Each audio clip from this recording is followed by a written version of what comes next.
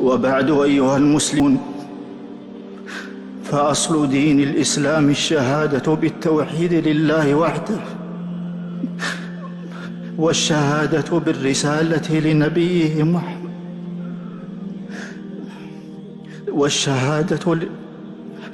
والشهادة بالرسالة لنبيه محمد صلى الله عليه وسلم لا تنفع إحداهما دون الأخرى.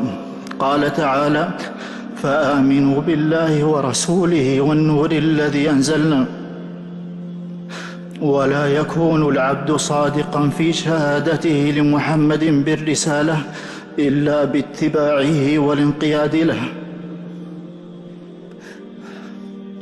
قال تعالى: من يطع الرسول فقد أطاع الله، وأقواله وأفعاله حجة شرعية، وسيرته وهديه دين يتدين به.